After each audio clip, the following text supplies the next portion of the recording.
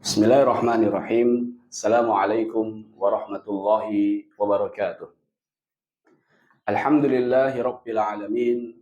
Wa usalli wa usallim ala nabiyyina wa habibina Muhammadin wa ala alihi wa sahbihi ajma'in, amma ba'du.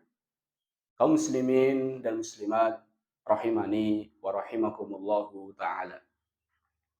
Pada kesempatan kali ini kita akan memasuki isim majrur yang kedua, yaitu al-idhofah. Isim majrur yang kedua yaitu al-idhofah.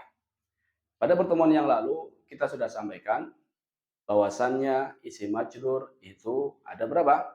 Ada 3. Yang pertama adalah majrur karena huruf jar. Yang kedua majrur karena idhofah. Yang ketiga majrur karena tawabi. Nah, tawabi itu ada berapa? Ada 4. Tawabi itu naat, yang kedua adalah atof, yang ketiga adalah taukid, dan yang keempat adalah badal. Pada pertemuan yang lalu kita sudah membahas isim majrur yang pertama, yaitu majrur karena huruf jar. Majrur karena huruf jar. Jadi, kalau seandainya kita mendapati ada isim, sebelumnya huruf jar, ada isim, sebelum isim tersebut huruf jar, maka isim tersebut harus majrur. Isim tersebut harus majrur. Contohnya, kata Allah. Kata Allah. Sebelumnya ada huruf jar, li, untuk. Yang awalnya Allahu, ketika kemasukan li menjadi lillahi, majrur dengan kasroh. Alhamdulillahi. Contoh yang lain. Bismi, bismillah, bismi. Kata ismu awalnya ismu dibaca.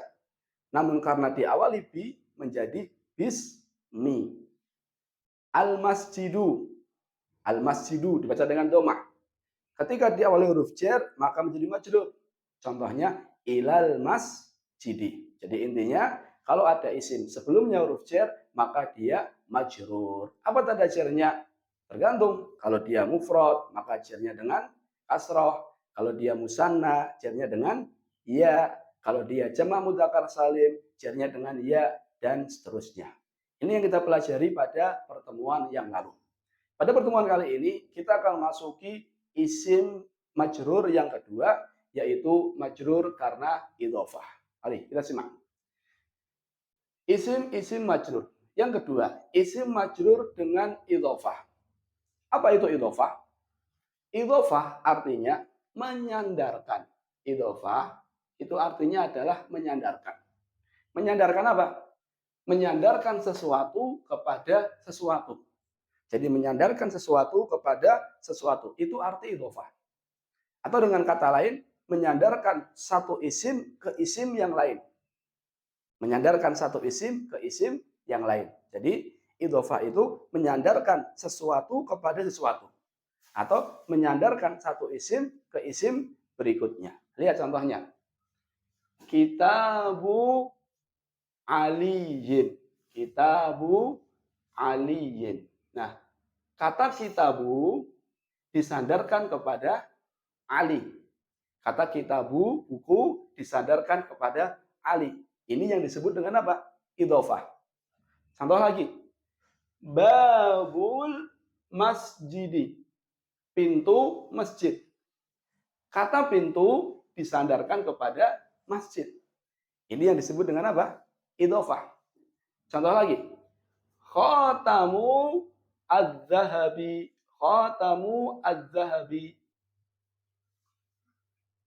Cincin yang terbuat dari emas. Kata cincin disandarkan kepada emas. Nah, menyandarkan satu isim ke isim berikutnya, menyandarkan satu isim ke isim berikutnya, menyandarkan satu isim ke isim berikutnya, inilah yang disebut dengan apa? Idhofah.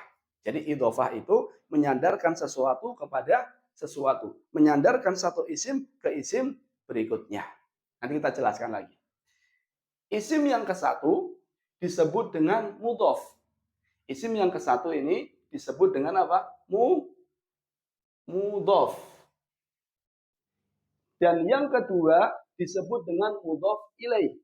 Yang kedua disebut dengan mudhof ilaihi.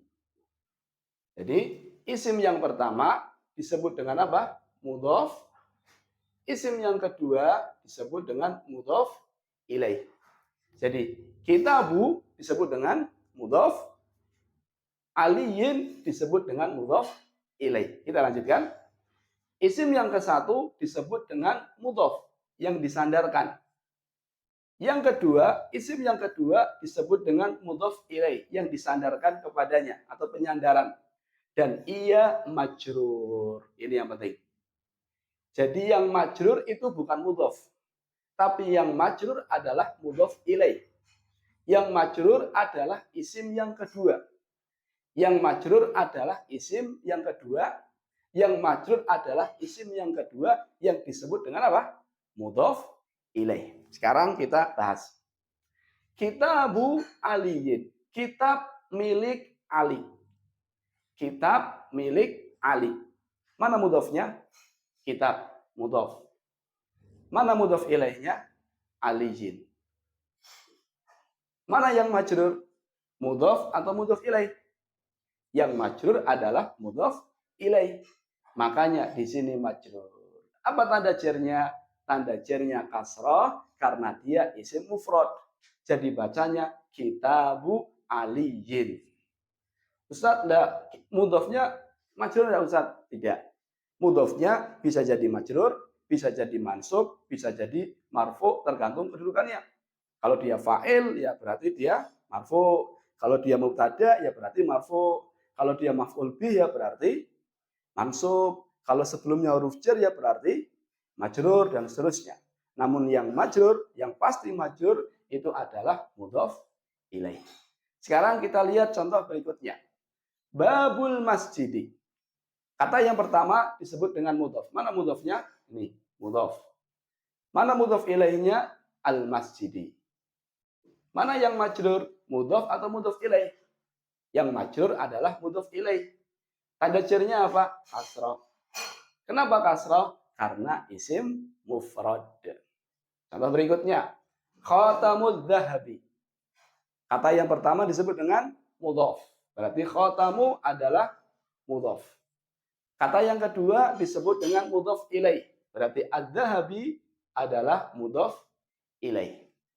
Mana yang majrur? Mudhof atau mudhof ilaih? Yang majrur adalah mudhof ilaih. Maka dibacanya khatamud dzahabi. Jadi intinya idhofah itu adalah menyandarkan sesuatu kepada sesuatu. Menyandarkan satu isim ke isim berikutnya. Isim yang pertama disebut dengan mudhof. Isim yang kedua disebut dengan mudhof ilaih. Dan yang majrur adalah isim yang kedua. Kitabu aliyin. Babul masjidi. Rabbul alamin. Dan seterusnya. Pembahasan yang kedua, catatan. Mudhof tidak boleh. Mudhof tidak boleh satu tanwin. Yang kedua bersambung dengan alif lam. Jadi mudhof itu tidak boleh harokatnya tanwin dan tidak boleh bersambung dengan alif lam. Saya ulang, mudhof, kata yang pertama yaitu mudhof, itu tidak boleh harokatnya tanwin, yang pertama. Yang kedua, tidak boleh bersambung dengan alif lam. Kalau mudhof ilaih boleh. Ini contohnya. Babul masjidi. Mana mudhofnya? Babu. Ini mudhof. Babu. Nggak boleh babun, nggak boleh. Nggak boleh al-babu, nggak boleh. Jadi babul masjidi mudhof nggak boleh tanwin. Mudhof nggak boleh tanwin. Nggak boleh kita bilang babun. Nggak boleh kita bilang al-babu, nggak boleh. Nggak boleh alif lam, nggak boleh tanwin. Ini mudhof. Kalau seandainya ada kata lah kok sebelumnya enggak tanwin, sebelumnya enggak ada alif lamnya, setelahnya ada alif lamnya, maka biasanya mudhof ilaih. Jadi kalau ada dua kata ini kaidah yang cukup bermanfaat. Kalau ada dua kata, kata yang pertama itu enggak ada alif lamnya, Seperti ini. Kata yang kedua, ada alif lamnya, biasanya itu adalah mudhof ilaih. Dan mudhof ilaih itu majrur. Lihat, kalau seandainya kata pertamanya ada alif lam, al-babu, al-masjidi, maka ini bukan mudhof ilaih. Kenapa? Karena kata pertamanya ada alif lamnya. Bukan mudhof ilaih, tapi naat man'ut. Nanti kita bahas. Contoh berikutnya, kalau kata pertamanya tanwin, contohnya babun jadidun, maka ini bukan mudhof ilaih. Kenapa? Karena kata pertamanya tanwin. Karena mudhof nggak boleh apa? Nggak boleh tanwin, nggak boleh juga diawali dengan alif lam. Sekarang kita lihat latihannya. Latihan. Qala Rasulullahi. Qala Rasulullahi. Bersabda Rasulullah. Mana mudhof ilaihnya. Ingat, kalau ada dua kata, yang satu tidak ada alif lamnya, yang kedua ada alif lamnya, yang satu nakiroh, yang kedua ma'rifah, biasanya mudhof ilaih. Qala Rasulullah.